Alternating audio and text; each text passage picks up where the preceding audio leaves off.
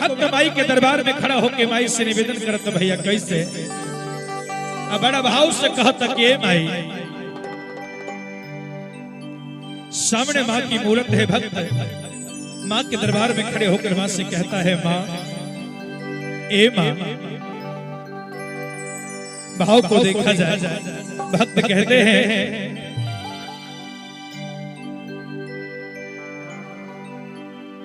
और कवन फूलबा फूलई और तब भोर भी सारवा कवना फूलबा दिन तू पहरिया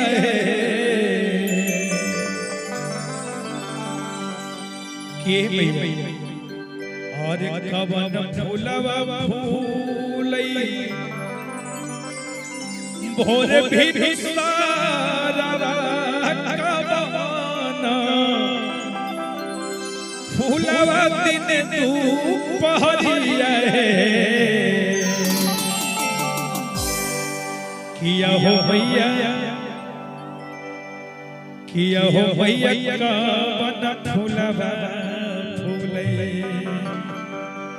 आधी रातिया से बकवा राउर बाट जो है हो।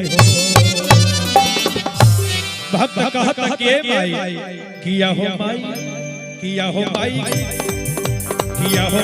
कवन फूलवा फूलै आधी रातिया से बकवा राउर बाट जो है किया हो माई कवन फूलवा फूलै आधी रातिया से बकवा राउर बाट जो है हो।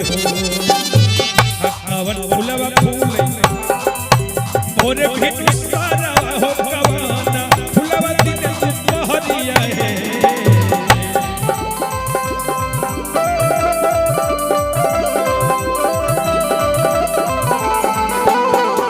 कवन फूलवा फूलै भोर भेट सारवा कवना फूलवा दिन पहरिया है। किया हो भैया कवन फूलवा फूलै आधी रातिया से बकवा राउर बाट जो है हो। किया हो भैया कवन फूलवा फूलै आधी रातिया से बकवा राउर बाट जो है हो।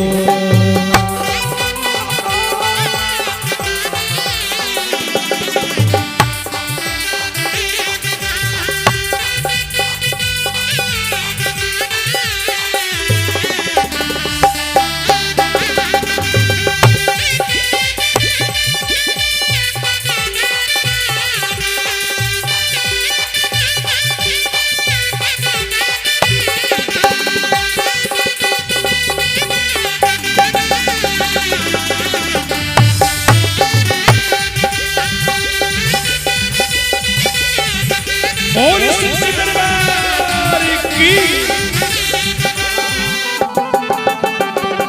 जय हो।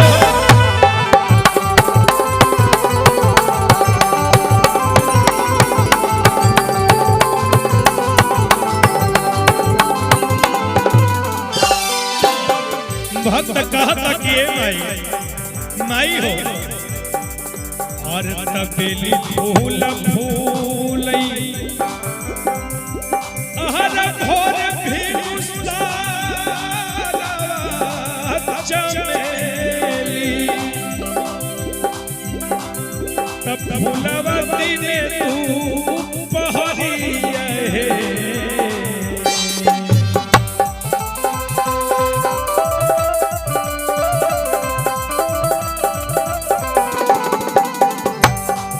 हल्का सा बेंजो का बाजू भाई है। भक्त कहता बेली फूल फूलै भोरे भेट सारवा चमेली फूल दिन तू पहरिया है। किया हो भैया फूल फूलवा फूलै आधी रातिया से बकवा राउर बाट जो है हो। किया हो भैया आधी रातिया से बकवा राउर बाट जो है हो।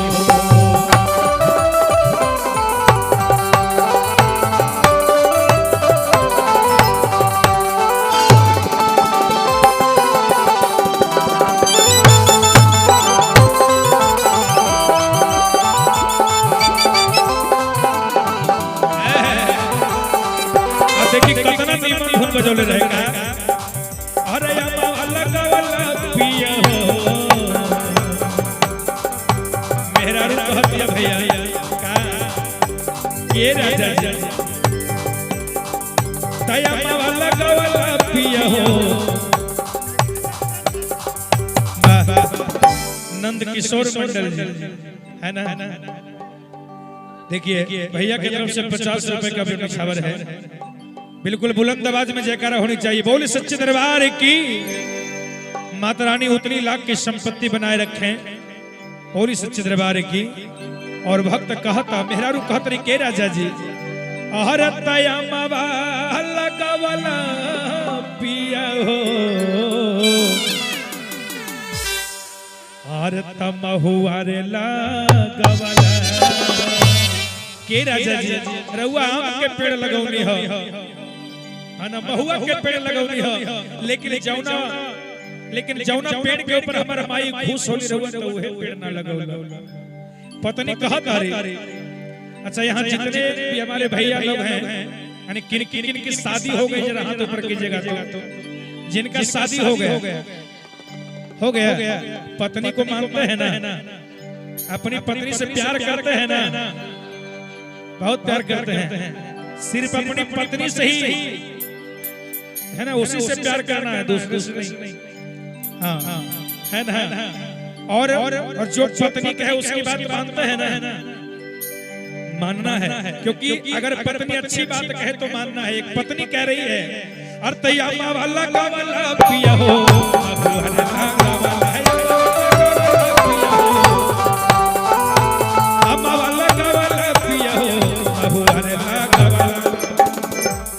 किया लगवला पिया हो अरे महुआ रे लगवला ए राजा जी तक काहे न लगवला पिया हो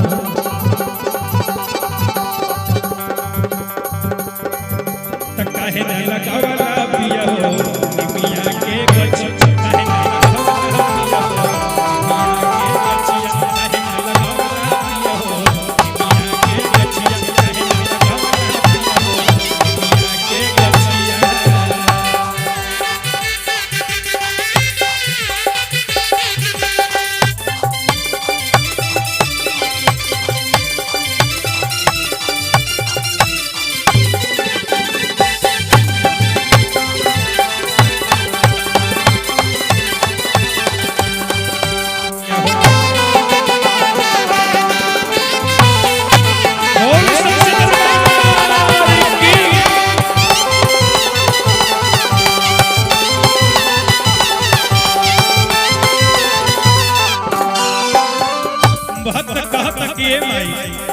इतने ना और कथिए पटैबो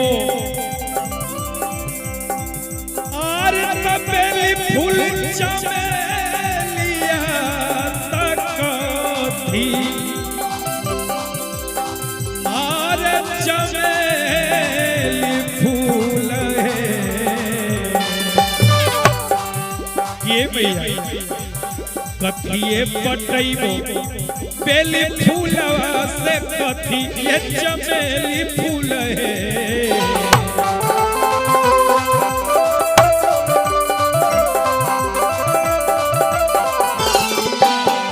कथी ये पटैबो बेली फूलवा से कथी ये चमेली फूल है के मैया। अच्छा यहाँ जितने भी माता रानी के भक्त आए हैं एक बात जो माता रानी जी के भक्त बनकर के आए हैं जो हनुमान जी के भक्त बनकर के आए हैं वो दोनों हाथ ऊपर कर दीजिएगा और जो सिर्फ दर्शक बनकर के आए वो हाथ नीचे रखिएगा। हम देखना चाहते हैं कि इनमें से भक्त कितने हैं। दोनों हाथ जो हनुमान जी के भक्त बनकर के आए हैं दोनों हाथ ऊपर कर दीजिएगा। आप लोग हनुमान जी के भक्त नहीं हैं दोनों हाथ ऊपर है ना।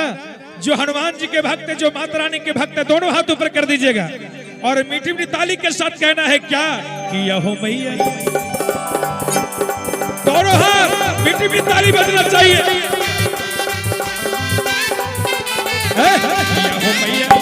यहो मैया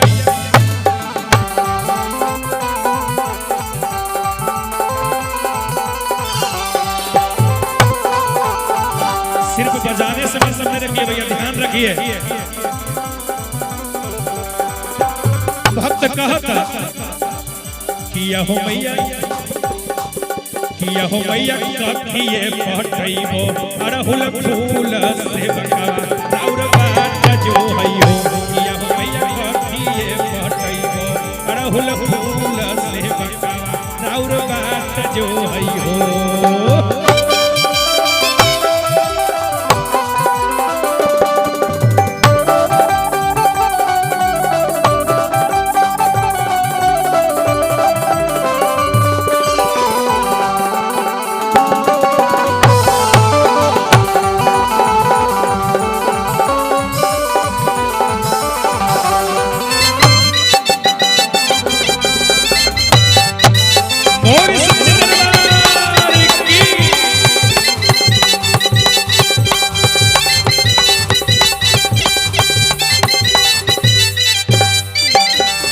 भक्त कहते हैं माँ पनिए पटैबो बेली फूलवा से पनिए चमेली फूल है।